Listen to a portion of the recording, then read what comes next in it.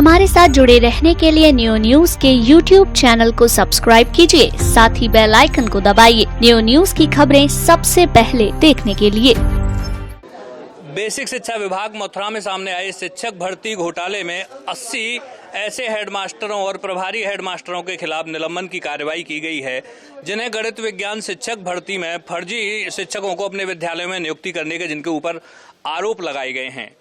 इन आरोपों से आहत हेडमास्टर और प्रभारी हेडमास्टर आज बीएसए कार्यालय पर आए हैं। आज यहाँ एक महत्वपूर्ण घटनाक्रम बीएसए कार्यालय पर जो हुआ है, बीएसए कार्यालय का ताला खोला गया है। उसी क्रम में ये यहाँ मौजूद हैं, आप देख सकते हैं। इनको इस जो हेडमास्टर निलंबित किए गए हैं उनको साथ मिला है प्राथमिक शिक्षक संघ का, जो कि जाहिर सी बात है शिक्षक समस्याओं की अगर ये बात करते हैं तो आज इन हेडमास्टरों के साथ में खड़े नजर आ रहे हैं जिनको निलंबित किया गया है। इनके अपने अलग अलग पक्ष हैं, अलग अलग इनके पास चीज़ें हैं। इनका कहना है कि जो ये निलंबन किया गया है पूरी तरह से गलत किया गया है। किस आधार पर ये इस निलंबन को गलत ठहराते हैं, ये जानने के लिए हम इनसे बातचीत करते हैं। बातचीत का सिलसिला आगे बढ़ाते हैं हम प्राथमिक शिक्षक संघ के पदाधिकारियों के साथ। जी भाई साहब, क्या कहना चाहेंगे? पहले तो क्या मांगे हैं, क्यों आप यहाँ पर आज एकत्र हुए हैं?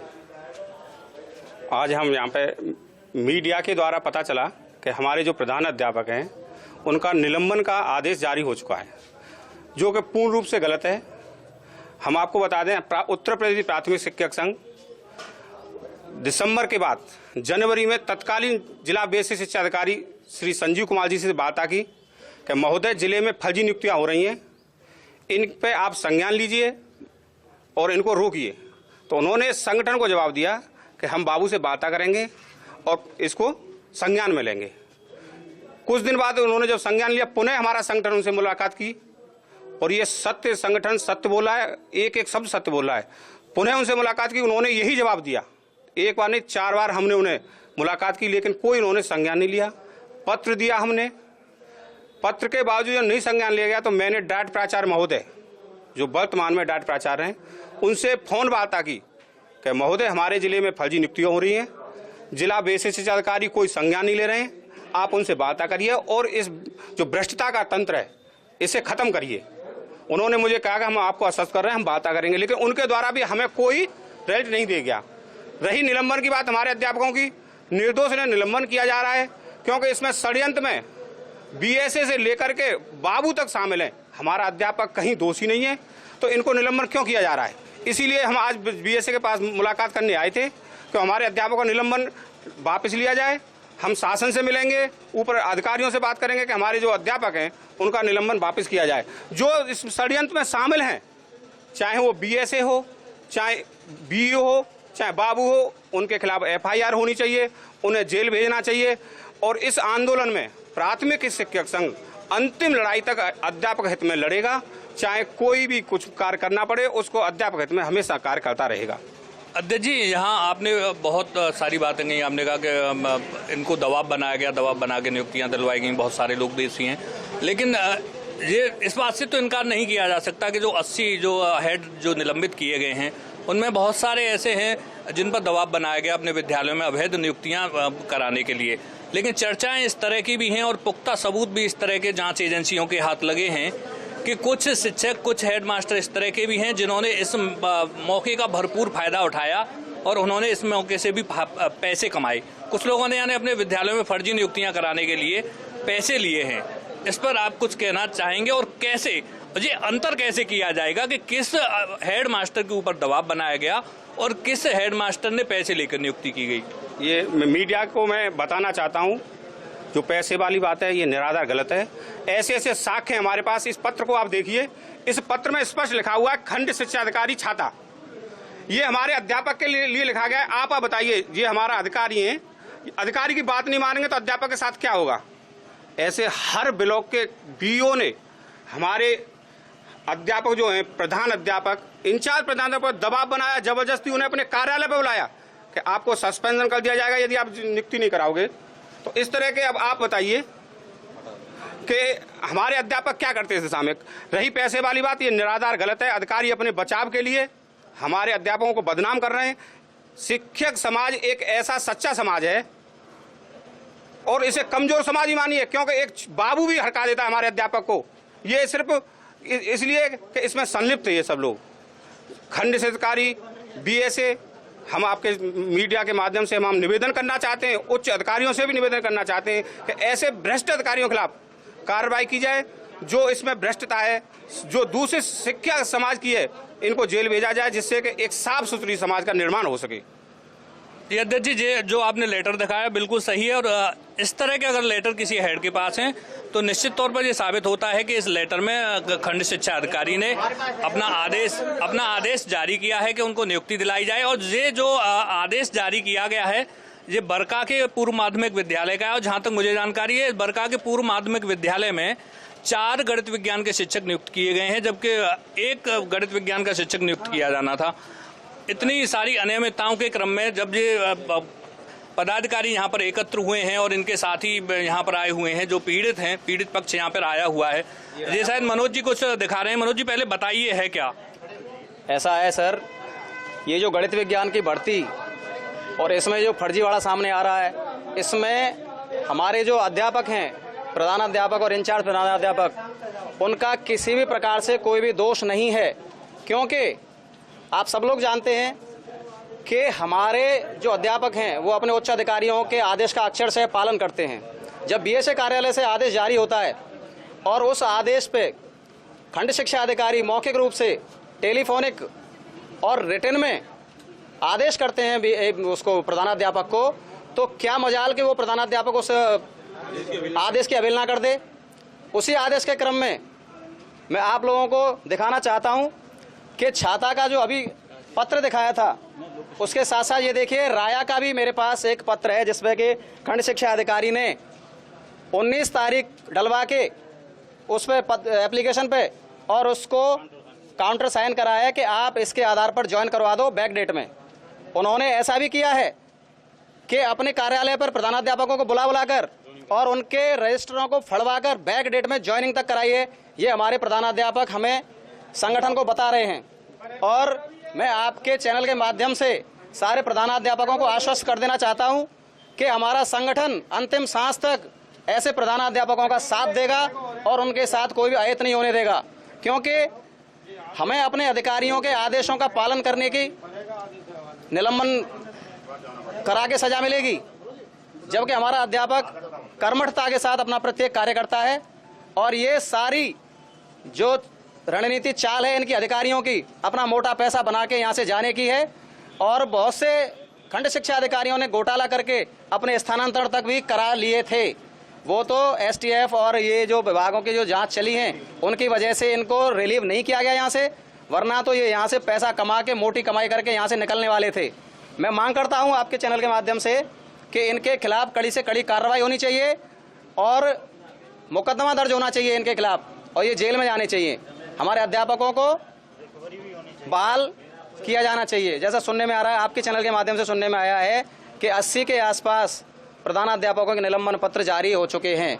उन निलंबन पत्रों को वापस लिया जाना चाहिए और उनको ससम्मान बहाल किया जाना चाहिए। ये मेरी प्राथमिक शिक्षक संघ का जिला मंत्री होने के नाते मांग है। मनोज जी, पूरा प्राथमिक शिक्षक संघ लगभग इस बात पर मुझे लगता है एक मत है कि इन पर दबाव बनाया गया सभी हेडमास्टर्स पर। लेकिन मेरी एक चीज़ समझ में नहीं आ रही, बहुत सारे लोगों की समझ में नहीं आ रही कि जब इन लोगों पर दबाव बनाया गया फर्जी नियुक्तियां दिलवाने के लिए, तो उस समय प्राथमिक शिक्षक संघ की भूमिका क्या थी? उस समय प्राथमिक शिक्षक संघ ने इस पूरे मामले का विरोध क्यों नहीं किया? जवाब मैं चाहूँगा प्राथमिक शिक्षक संघ के ही पदाधिकारी लोकेश जी से। देखिए, जो निलंबित और पूर्व बीएसए संजीव कुमार सिंह रहे हैं, उनका एक बड़ा ही अच्छा सा एक डायलॉग बार बार संगठन के सामने आता रहा कि मैं प्रदेश का सबसे ईमानदार बीएसए हूं और भ्रष्टाचार मुझे दूर दूर तक छू नहीं सकता है। आदरणीय अध्यक्ष जी ने बताया है कि 3 बार उनसे मुलाकात की गई कि देखिए आपके कार्यालय से कुछ पत्र निर्गत हो रहे हैं जिन पर कि आपके खंड शिक्षा अधिकारी अपने काउंटर साइन कर रहे हैं, लिखित आदेश कर रहे हैं। मेरे पास भी साक्ष्य हैं, मैं राया ब्लॉक का अध्यक्ष भी हूँ, जिले का वरिष्ठ उपाध्यक्ष भी हूँ।